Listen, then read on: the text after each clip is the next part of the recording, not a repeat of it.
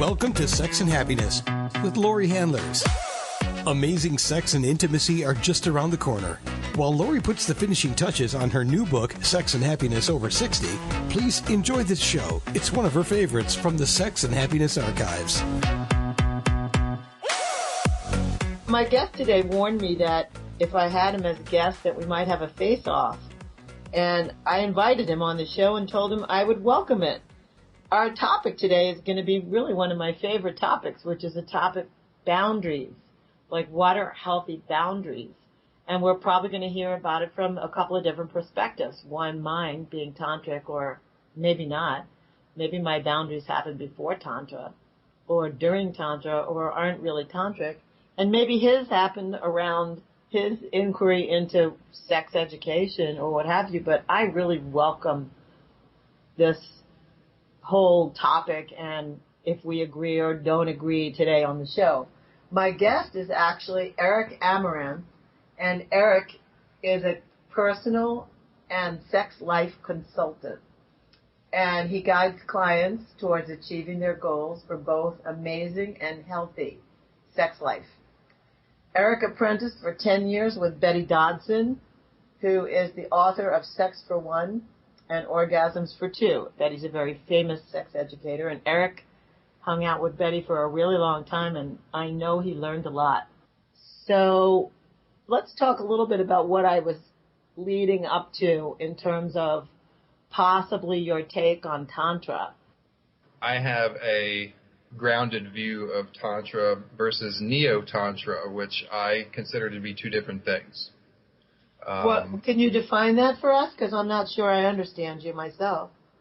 Neo Tantra is what's referred to by most people of the sort of a softer, I'll use the term softer for the moment, for the lack of a better term, a softer version of the original from the East, hardcore spiritual path, sleeping on dead bodies, washing yourself with, major spiritual movement versus what we kind of do in the West, which is mostly focusing on the sexual aspects of it. And as far as me being anti-Tantra, I'm not.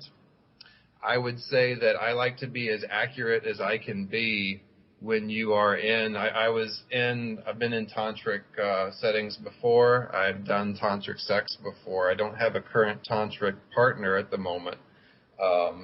That's too bad. Yeah, I know. It's just kind of not there at the moment. I'm concentrating on non-tantric. And I found that I was actually interested in Tantra because it had such amazing energetic possibilities and metaphysical possibilities that non-tantric sex doesn't do, and it also has certain awarenesses, very fine-tuned awarenesses that non-tantric sex tends to not cultivate. And I wanted to put... Go ahead. So my question is, but that you would have had to have learned Tantra at your tender age, I'm saying, because I know that you have a sort of tender age. You're a young man, and I respect you in terms of your voice, what you bring and speak and blog about. You would have had to have learned Tantra, though, in a neo-tantric setting, neo, so to speak, what you're talking about, because you weren't lying around with dead bodies anywhere in an ascetic sense of Tantra. That's true. Unless you were. I don't know. No, I did manage to pull that one off. So I don't get it. Well, yes. I originally came from the neo-tantric perspective, and I read some of the old books. Oh, gosh, I can't remember what his name. It's like the first American to bring Tantra over. His first name was John Mumford? Yeah, him. And I respect a lot of what he did. Yeah. And what I find sometimes with the current tantric movement or the Neo Tantric movement is, as things get passed down in any kind of tradition, sometimes it's hard to maintain the richness of the precision of the original. And as it passes from one person to the next person to the next person, it can get watered down a bit. And then when you go back to the original, it'd be like, well, they never said anything about this in my first tantric class. And like, well, that can happen from that result. And the other thing that I think I'm really focused on as a tantric practitioner, to the extent that I am, is making sure that what I'm doing energetically is actually happening and that I'm not imagining it. Because it's very easy to psychosomatize, if that's a word, tantric experiences, in my perspective. Well, so I want to address the first thing, and then I'd like to address the second thing, and we'll kind of take it back and forth, and I think we'll arrive at boundaries in this in this conversation. So what you're saying in part one is that you more respect a tradition kept intact. Is that what you're saying? I mean, help me to understand. Is that what you're saying? You would respect if Tantra wasn't watered down by different interpretations or spins on it? Right. When it comes over the boat the first time, like when Mumford brings it over, that individual typically has more of the original detail to it, and as it kind of goes out, that drops. Okay. Well, we could say a couple of things. I don't know if I agree at all in this terms of this perspective, because I actually don't respect history or the past very much. And it's interesting because I learned how to live in the present and let go of the past and all my personal history and lots of other history because of Tantra. Okay. I just learned to let it go and to keep creating my future in each moment, now and now and now, each moment, and just to keep clearing myself and cleansing myself from the past. So it's funny because in my study of Tantra, I studied with Bodhi Avanasha and Sunyata Saraswati, who are both, and Sunyata is like a tantric scholar. And Bodhi pulled the information out of him and put it into a couple of pretty good books. And I have no affiliation with them. This isn't like a defense of them or their teachings or anything. And I did learn what I needed from them, and I let most of it go.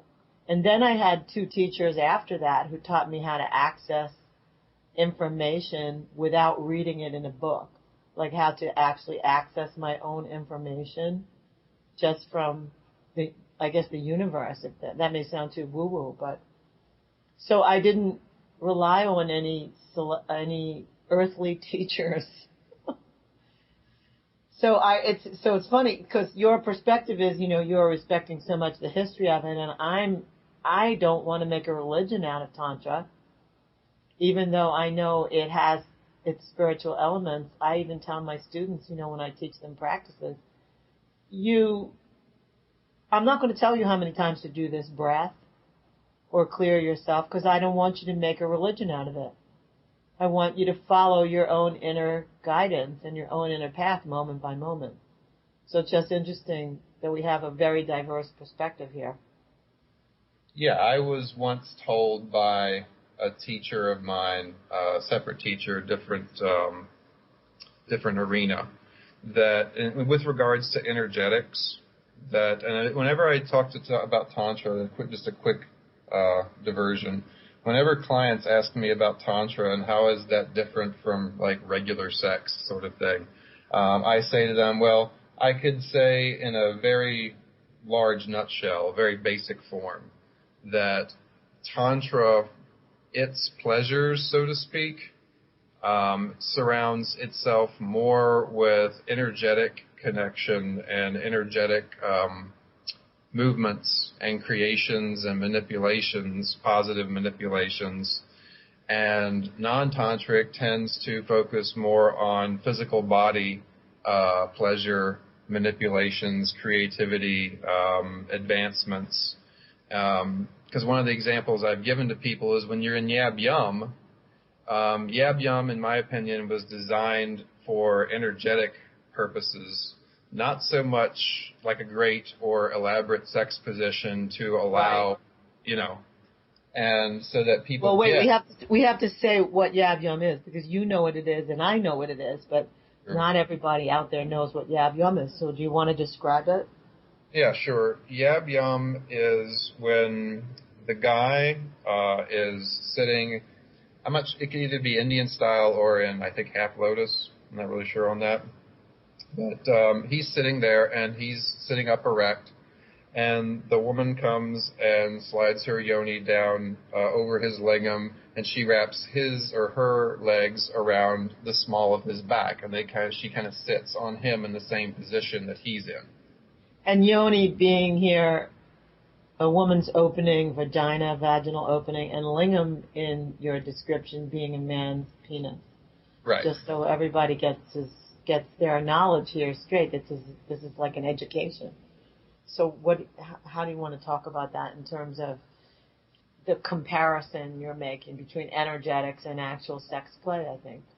For example, Yab Yum, like I was saying, was designed, in my opinion, to facilitate or best facilitate energetic sexual exchange versus its goal being physical body sex exchange. Yes, physical sex is happening, but that in a way is, and there is a physical connection, but that's not the greater purpose for this position. The greater purpose is the energetics between the two individuals versus another position, like say a non-tantric position.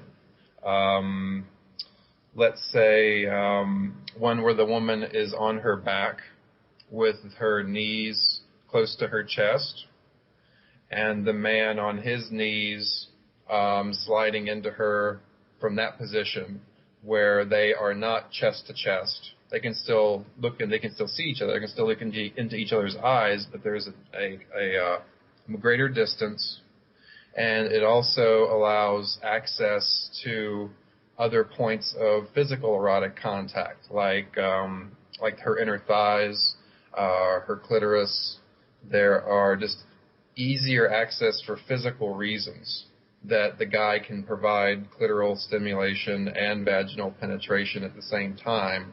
Whereas you can do that with Yab Yum, but the access that Yab Yum provides doesn't facilitate it as well as that example I gave of a non-tantric position.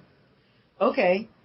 So the point is, okay, but we're back to the point about, I'm asking the question to you about, so what does that have to do with Tantra in its original form?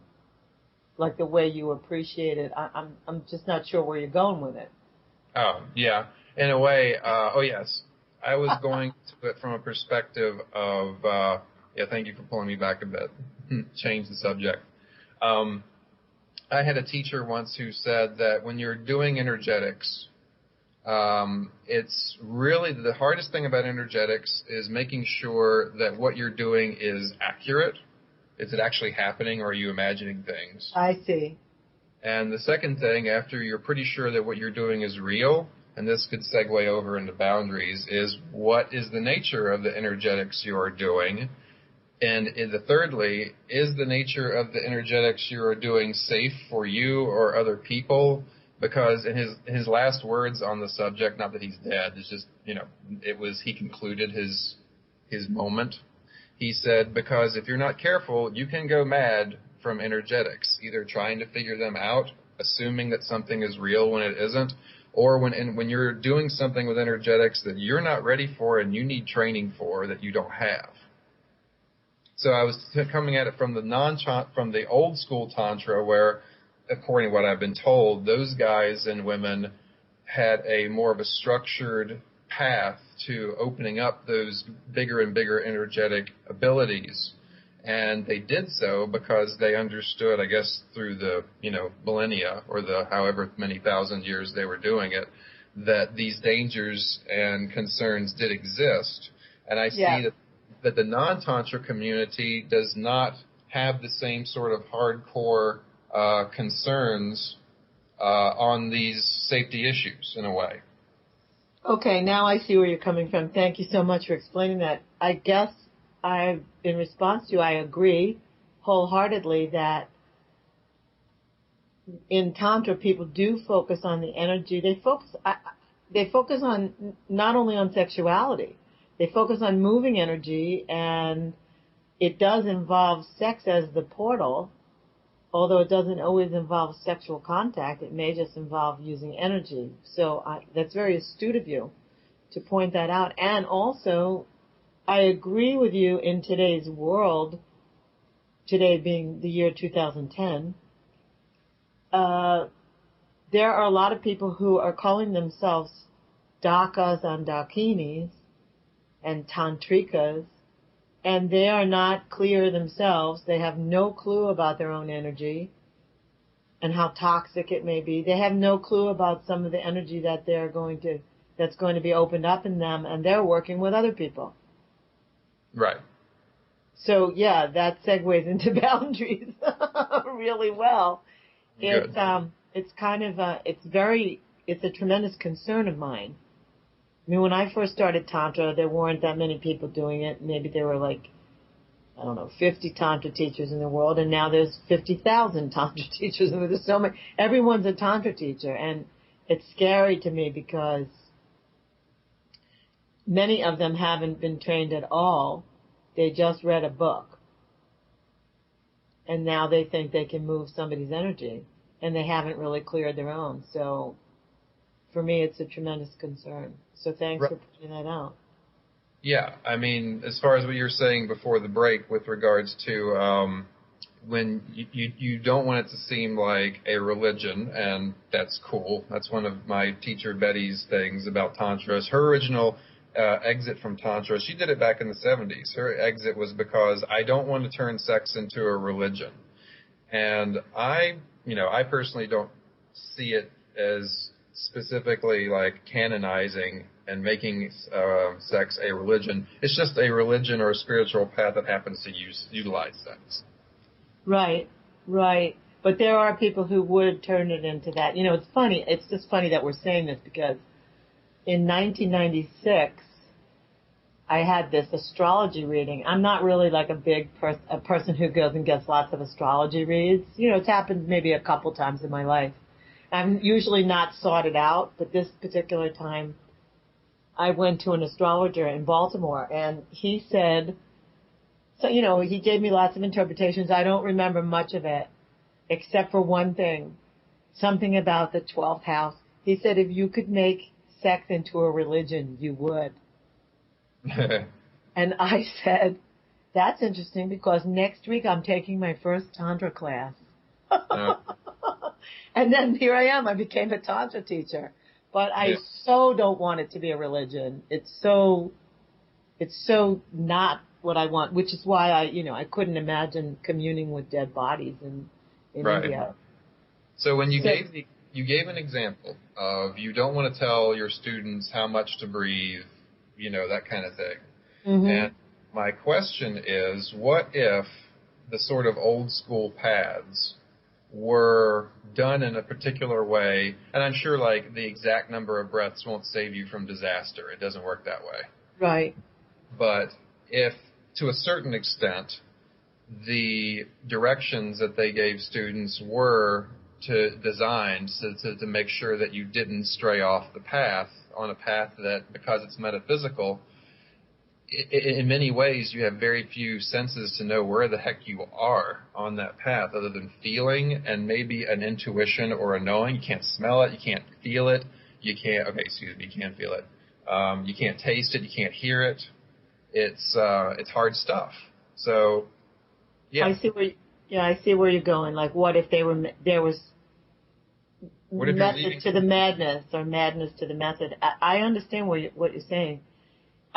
For me, I really do lots and lots of, and emphasize lots and lots of emotional release techniques and clearing, so that people really can feel and intuit for themselves where they need to go. And most people, I don't initiate them into certain breaths until they've done so much clearing work that they actually really are clear.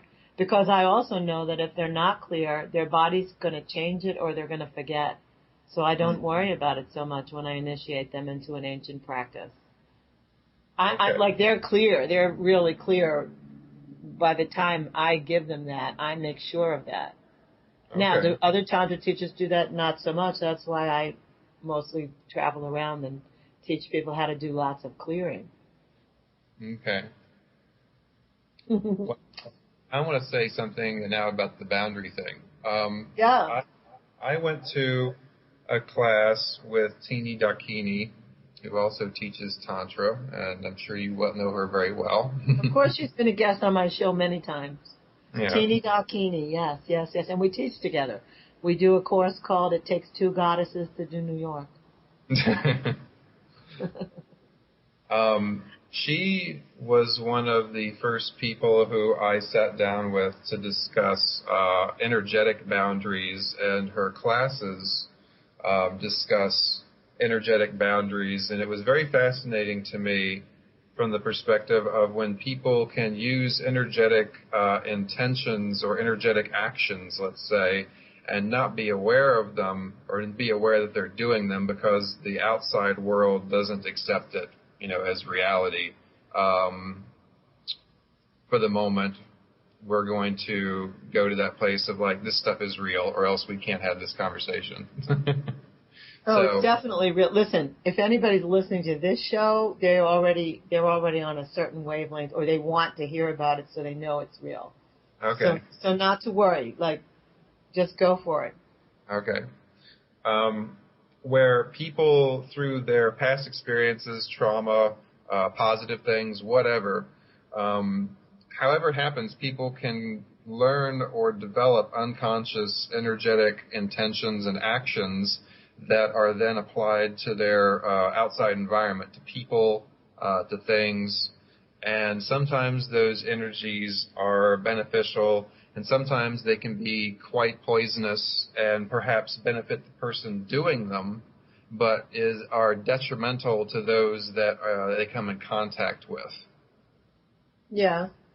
And that, talking about with regards to boundaries of when you are doing energetic things, knowingly or not, that cross over into, I remember what Teeny was saying, good energetic manners of knowing when you're doing energetic things or not knowing, and people feel that stuff or can respond, and they'll say things like, he's kind of creepy, or why do I feel this way when he's in the room, or whatnot. And it's kind of the first step in knowing, since our culture does not acknowledge energetics anymore, that and our parents didn't really teach us, that it's important to understand what is a good boundary, and then I think even more importantly, to understand what it feels like when someone is doing something that's unethical, and you can look at them and say, hi, I know what you're doing, stop it. Whereas I think a lot of people in the Neo Tantra community, it's hot and it's sexy, and whatever the heck is happening, and we're in the moment, we're in the present, but they aren't stopping after it's all over with and saying, like evaluating and saying, was that safe for me? How do I really feel about how that made me feel? And I wish that there was more of that within the Tantric community, and more of a drive to make sure that the energetics are clean. Well, listen, Eric, you know what? You blogged about this pretty recently. Why don't we say where your blog is, so we can just say that it's how do people find you, and then I can make this reference to the blog. What's the blog? The blog is on Betty's site at the moment. It's dodsonandross.com / DODS. /blog. /blogs with an S, blogs. And then /Eric, ERIC, hyphen, and then Amaranth, AMARANTH. Great. So we'll come back to that too. We'll announce it again. But you blogged about it, and that's what piqued my curiosity. It was really, I mean, you were going after some practitioners. We're not going to talk about who, but you were going after some people saying they were actually telling someone they had violated someone's boundaries, it seemed, and you were telling them that even if it felt good to the person whose boundary was being violated, they were saying this is good for you, kind of like, here, eat your spinach and like right. it. And your objection, which piqued my curiosity, was your objection was to the ethics of that. And Eric, I couldn't agree with you more. That's like telling someone, that's the old, I hate that this came into my mind, but that's the old thing. When a woman is getting raped, her assailant says, you know you liked it. Right. You wouldn't have worn that short skirt if you didn't want my attention. Yeah, I think it's even more insidious because in that example, it's simply she's wearing the short skirt. In this example, the person comes over to the, I guess say the victim. I don't want to make it sound too dramatic. But the person would come over to that person and provide some sort of pleasurable sexual physical touch, energetic touch, or both. And the person will feel like, you know what, you didn't ask, for me to do this. You just kind of started. And then the person will say, well, listen to your body. Well, what is your body feeling? Does your body like it? And the answer to that is, for someone who is kind of new or very, very new to sexuality, obviously, yes, it feels good to my genitals. That's the answer to the question. Then the person would say, well, then listen to your body. You're opening up good things. Well, no. Just because something feels good does not mean that it was brought to you in a way that was healthy, or that their energetics and their intentions, whether they realize this or not, are healthy forms of erotic arousal. And there are unhealthy forms. Yeah, I think you're so right to be speaking out about this. You have my attention, and that's why you're here today. I think you're so right to be speaking out about this. Now, let me tell you what I think boundaries are. So maybe we could get some clear definition here. Perhaps you'll like this definition, and maybe you won't. I don't know. I look at boundaries as permeable membranes. They're not barriers. They're not walls, brick walls. They're not like the kinds of things they have highway dividers. Boundaries are permeable membranes that keep out toxins and let in nutrients. And I get to say what they are. No one gets to say what they are for me or what they should be. I get to say, as an adult, I get to say this nourishes me, this doesn't. And they could change in any given moment. Let's say I like you. Let's say I meet you somewhere and I like you and we're, talking and connecting, and all of a sudden, so I'm letting you in because you feel nourishing to me, and I'm just picking you, could be anyone. Right. You feel nourishing to me, and then all of a sudden, you say something or do something that the hair on the back of my neck goes up or something. I get a sense that, that didn't feel good. That didn't feel right to me. It may feel not physically good, but it may also feel like in my, in my knowledge base, in my aura, whatever, like something in me, my gut, my stomach, that didn't feel right to me, what you just said or did. I have a right then to say, I have a boundary about that. I don't want to talk about that. Or don't go there with me. Don't call me honey, or, don't. I can remember my earliest boundary experiences. I was in a dance company. I went to George Washington University. I was in a dance company. And the whole dance company was women except we had one man. And this man, when he used to hug, because we all compared notes, all the girls compared notes, this one young man, when he used to hug us, his hand used to come by and sort of graze our breast. Every hug. So we put, first I thought, am I imagining this? Then I thought, oh, it was a mistake. Then I thought, oh, it happened again. I don't like this. And then I asked a few other of the girls, when this guy hugs you, does he? Yes.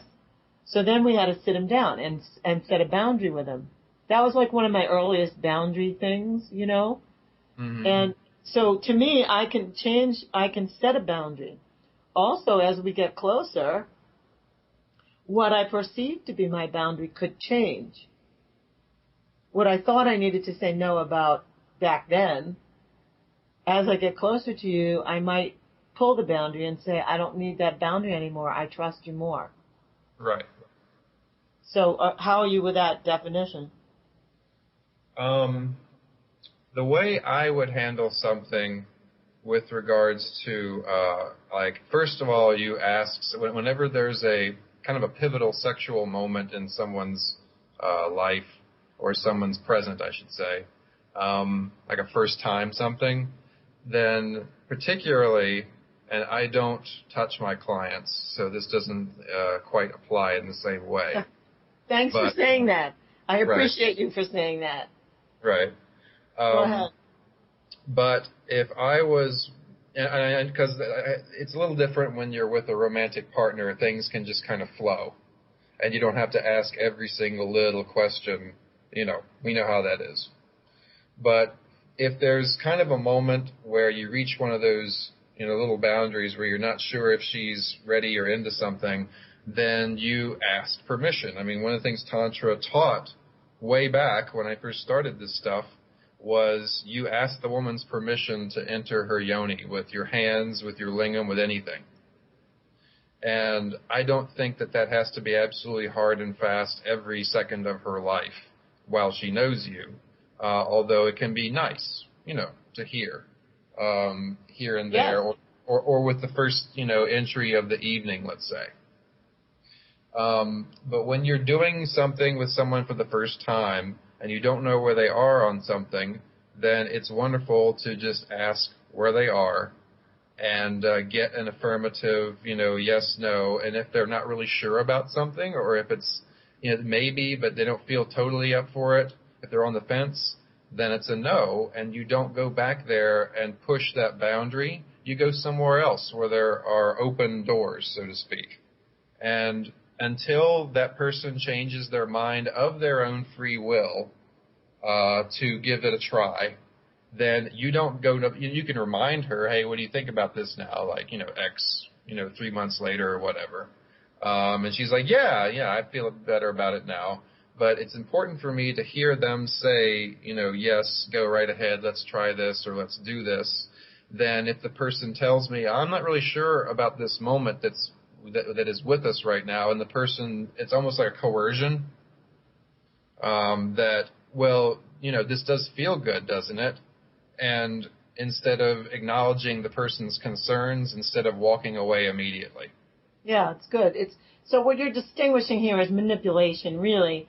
And I think, just for the record, I think you're talking about people who are so-called tantric practitioners, not necessarily, Joe and Sally couple who went to a tantra class. Although what you're describing works for them, I think you're taking offense and being critical of people who are getting paid money to work with people to help them expand sexually, and they also, by the way, they're violating some boundaries. Right.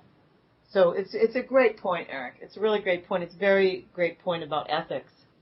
When someone comes to you as a client and they're coming to you to learn healthy sex and have amazing, you talk about high-end sexual pleasure. What does that mean?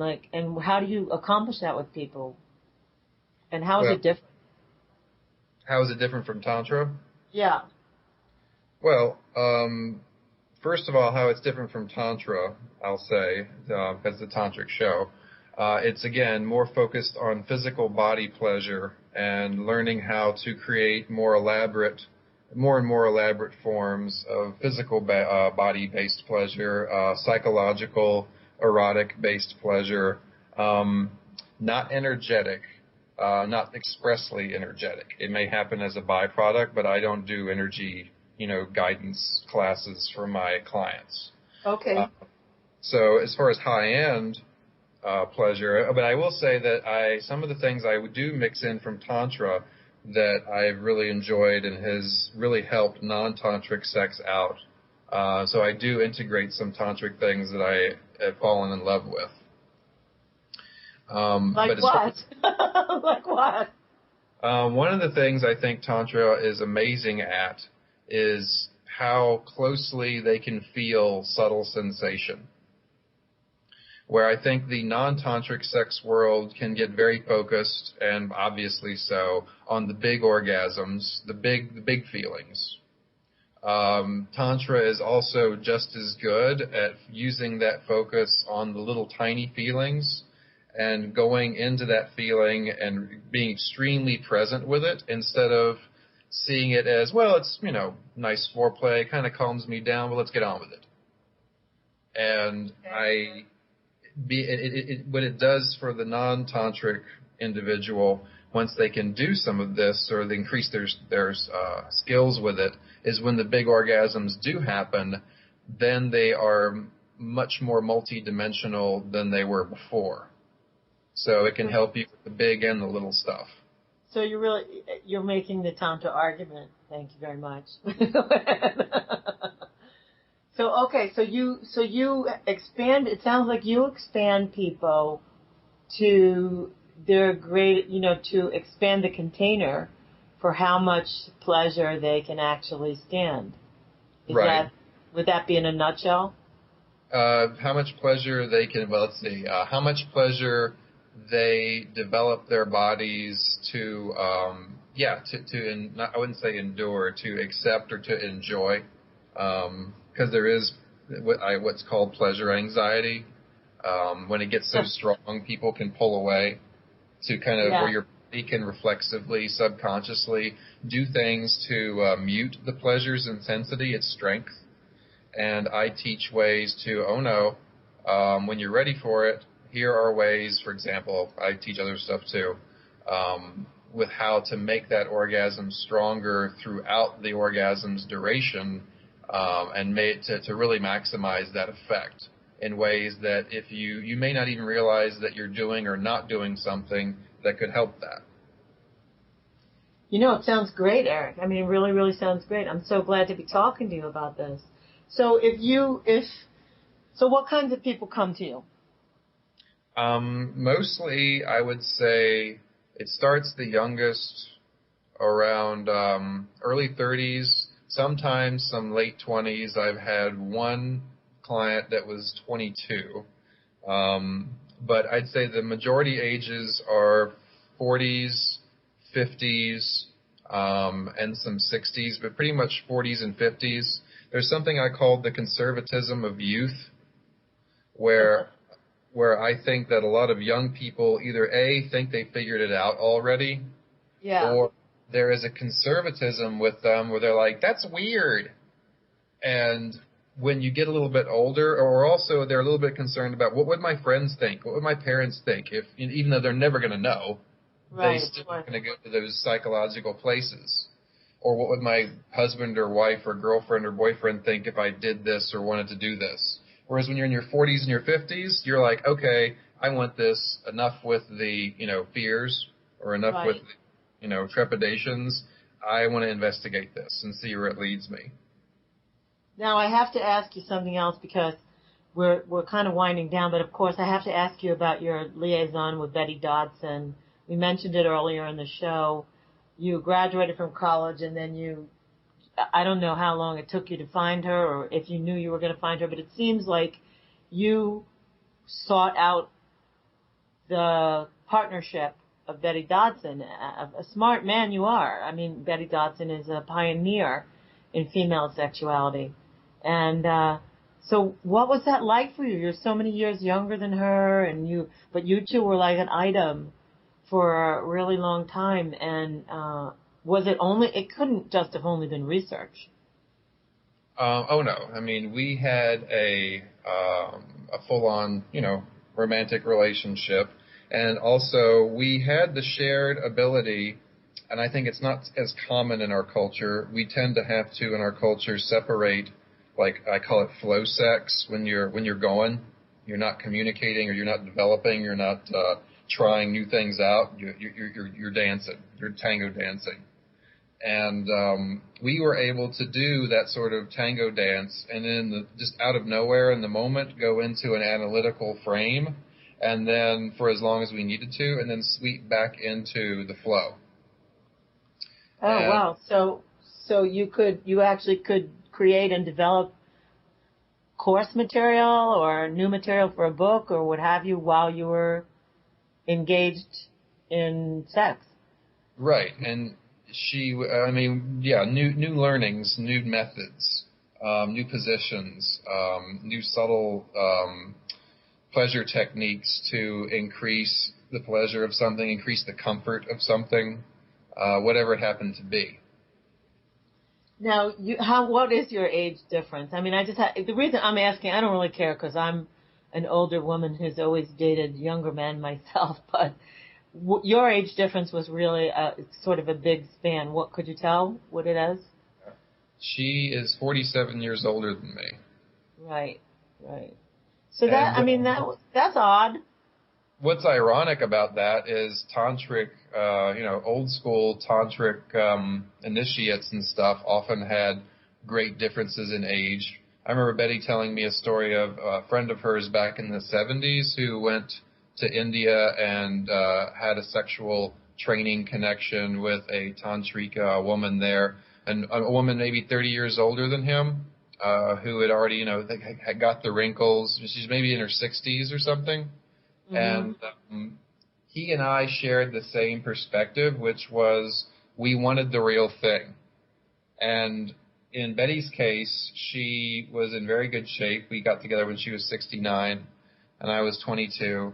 So as far as her looking old or having some of those things that we ascribe to not being attractive to a younger person, yeah, she had a few of those things, but through just the grace of the universe or whatever, everybody, whenever they see her, they look like she's in her 50s. She looks like she's in her 50s and she's 80 now.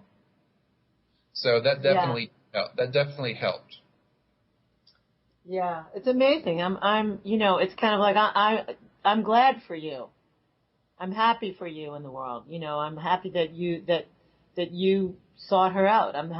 And I know when we heard about it, it was years ago already. It seems like it was just yesterday, but I know when we heard about it over at Butterfly Workshops, my company, we were like, wow, this is so great. Yeah. Look at who Betty Dodson is with. So it was great, Eric. It was very inspiring for young men and for older women. It was a great liaison. Just the press of it. Exactly. Yeah. So it's great, and it seems like you've learned a lot, and that you're doing some really good stuff.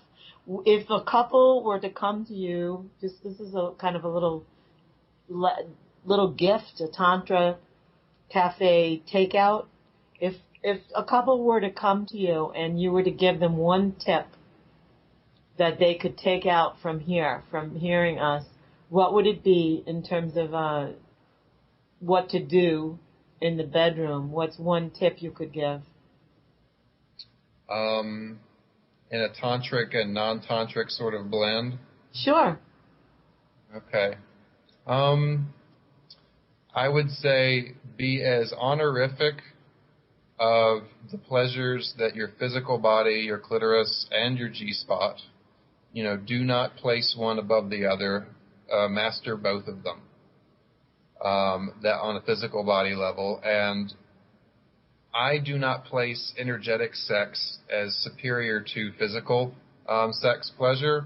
To endeavor to create both simultaneously, because something tells me, and I'm not there yet with energetic sexual sophistication as a lot of people are within the Tantra world, but something tells me if they knew what I knew and I knew what they knew, that we'd have some incredible sex on this planet.